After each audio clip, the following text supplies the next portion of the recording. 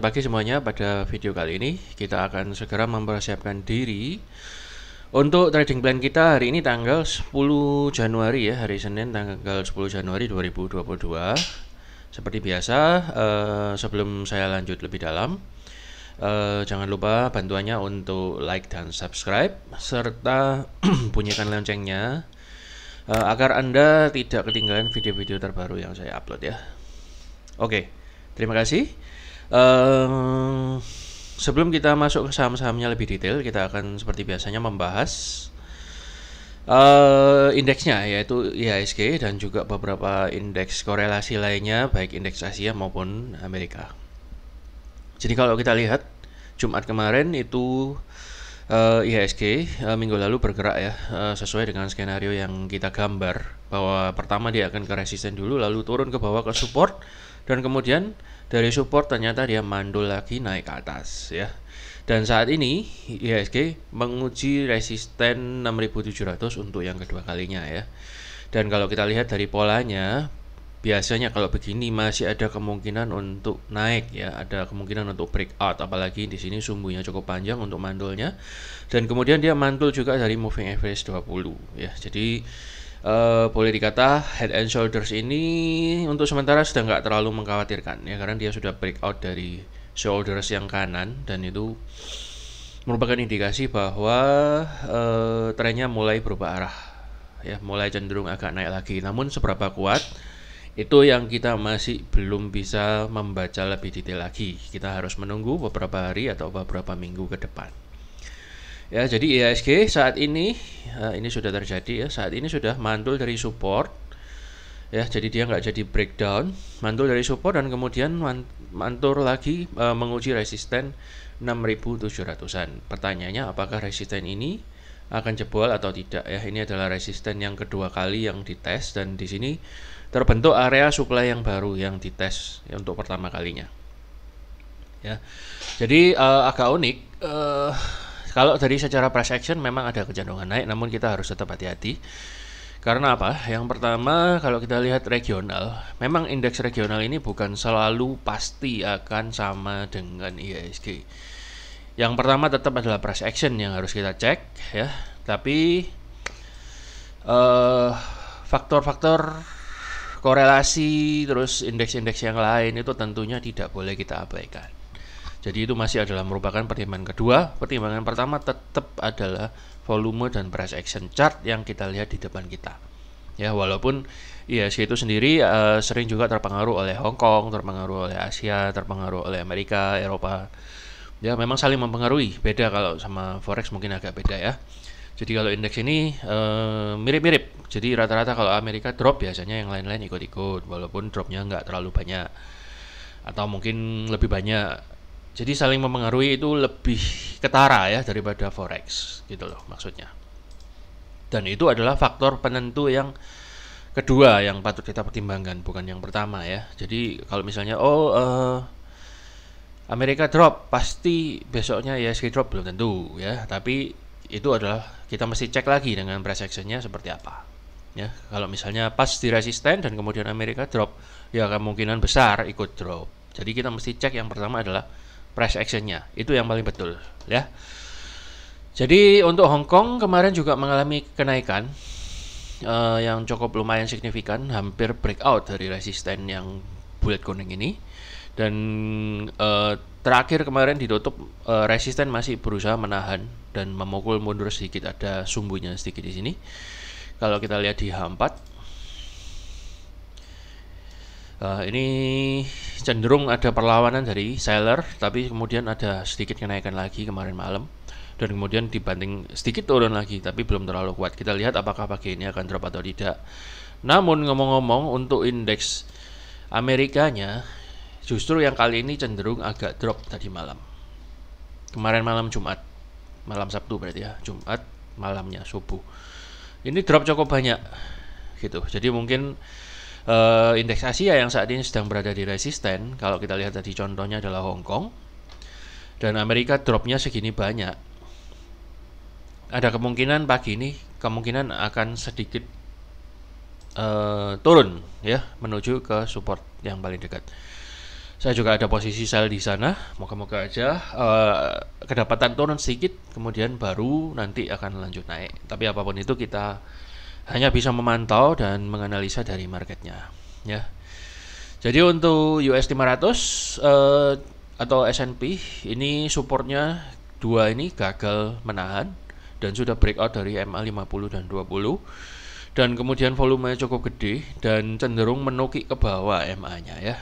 Jadi kalau prediksi dan pandangan saya ada kemungkinan S&P hari ini atau beberapa hari mendatang berpotensi mendatangi support 463.9-an, ya. Jadi itu ada potensi untuk dropnya. Jadi hati-hati pengaruhnya terhadap IHSG-nya, ya.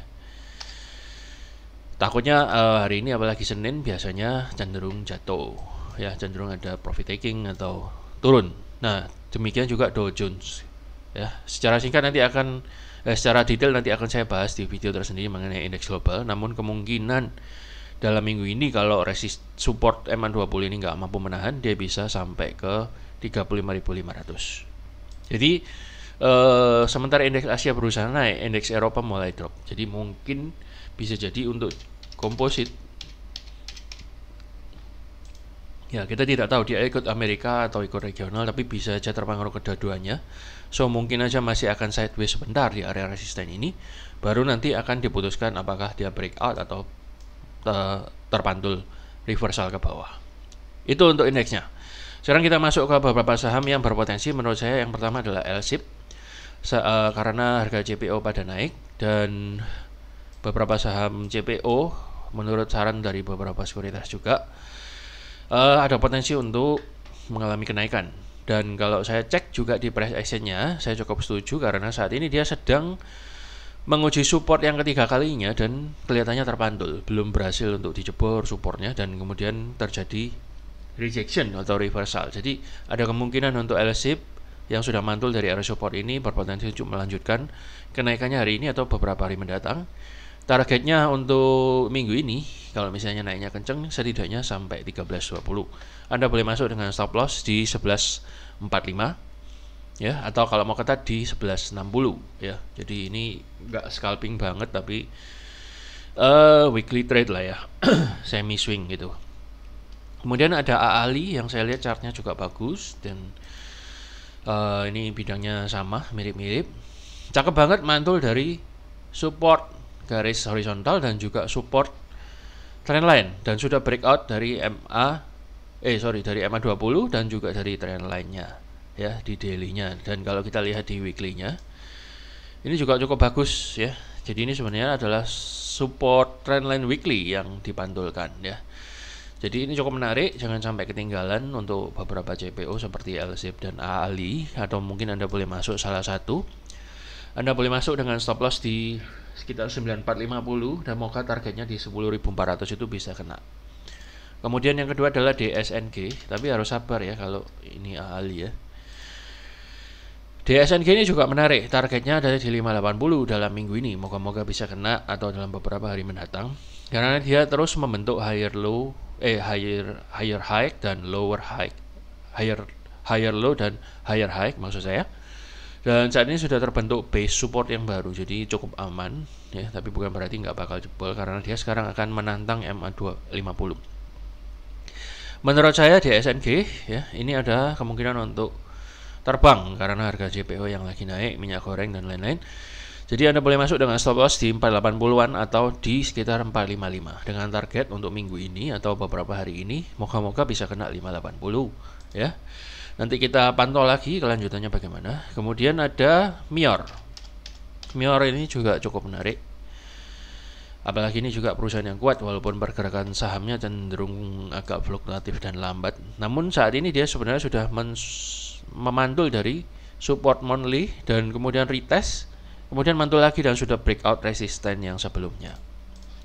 Ya, sudah breakout dari resisten yang sebelumnya. Ini cukup menarik, Anda boleh masuk dengan stop loss di 2000 atau di 1980. Moga-moga aja targetnya sekitar 2300 atau 2400-an, moga-moga bisa kena. Ya, itu untuk Mior. Kemudian ada ADI. ADI sih kalau menurut dari fundamental dan newsnya beberapa saham konstruksi ada potensi untuk naik bulan ini, tapi itu rumor atau berita yang belum terlalu detail saya baca. Namun saya lebih cenderung melihat price action daripada beritanya. Cukup masuk akal karena dia saat ini sedang membentuk higher low dan mantul dari area support daily ya. Ini kapan hari pernah saya gambar tanda tanya dan ternyata dia masih bertahan. Sudah breakout, dilawan lagi oleh seller tapi dia membentuk higher low ya, dan kemudian masih berusaha naik lagi. Ada kemungkinan karena volume cukup oke. Bisa aja Anda perhatikan nanti kalau sudah breakout dari moving average 20 atau breakout dari resisten 975. Ya, Anda boleh masuk dengan stop loss di 840 atau kalau mau kata di 870 ya. Yang berikutnya adalah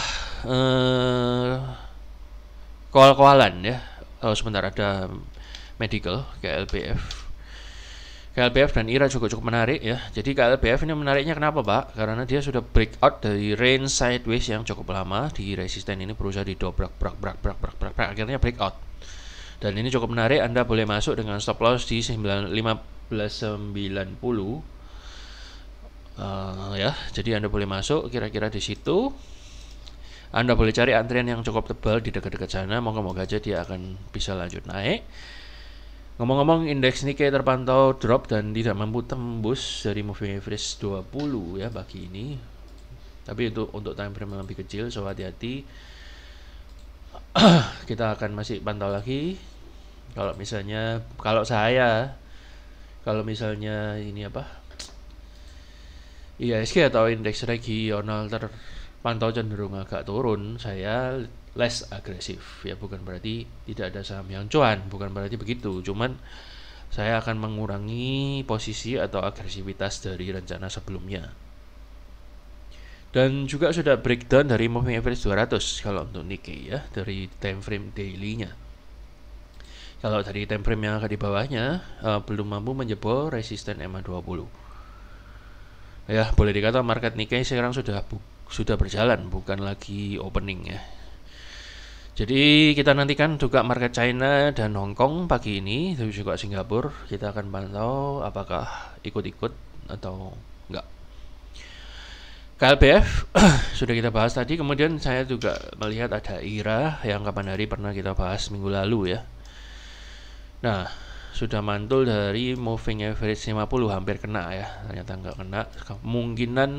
Kemungkinan ini juga akan berusaha menjebol resisten dari 2070 ini karena sudah didobrak, kemudian mantul dari moving average 20 berusaha naik lagi ya. Kalau Anda mau masuk, Anda boleh masuk dengan stop loss di 2000 atau maksimal di 1880 tergantung trading style Anda. Kalau Anda trade cepat, stop lossnya juga harus cepat. Kemudian selain medical, kemudian nanti ada JPO dan cuma ada consumer. Anda bisa lihat juga, coba Cepin juga cukup menarik ya. Dia akan breakout dari tapi dia akan golden cross dari moving average 20 dan 50-nya. Ini Anda juga boleh masuk dengan stop loss di 5925, 5900. Ini out of plan ya, saya tiba-tiba kepikir aja. Bisa dilihat. Kemudian ada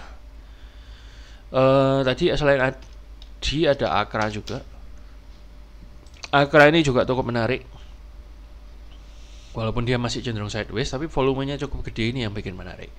Jadi siapa tahu hari ini setelah dia mantul dari support daily, ya dia membentuk support daily lagi dan sudah breakout dari 2 moving average. Punya potensi ya, tidak pasti, tapi dia punya potensi untuk breakout ya hari ini atau dalam beberapa hari mendatang. Anda boleh masuk dengan stop loss di 4070 atau Anda boleh nunggu di 4210 atau Anda boleh cari antrian yang agak tebal untuk entry. Ya. Kemudian ada golongan batu bara, itu juga cukup menarik ya. Yang pertama ada PTBA karena dengar-dengar harga batu bara juga naik. Dan kenaikan yang kemarin belum mampu mencapai target 2960, namun masih dalam fase sideways. Mungkin ada beberapa yang sudah kena cut loss dalam informasi yang sebelumnya kemarin, atau kalau cut loss Anda lebih bawah mungkin belum kena atau Anda masih hold. Volume cukup gede, walaupun kemudian dibanting turun. Ini mungkin saja adalah bagian dari rencana untuk naik lebih tinggi. Jadi Anda boleh perhatikan karena hari ini buyer sudah membalas dengan volume yang cukup gede juga setelah dibanting turun. Moga-moga kali ini nggak PHP ya dan bisa mencapai target 2960. Anda boleh masuk lagi dengan stop loss di 2680 atau di 2630. Sebentar.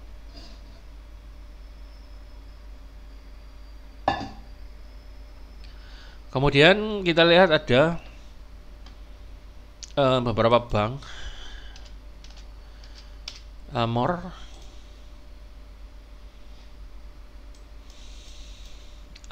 ini ya golongan aset finance itulah juga cukup menarik karena dia sudah breakout dari resisten yang sebelumnya dan breaking out dari 2 MA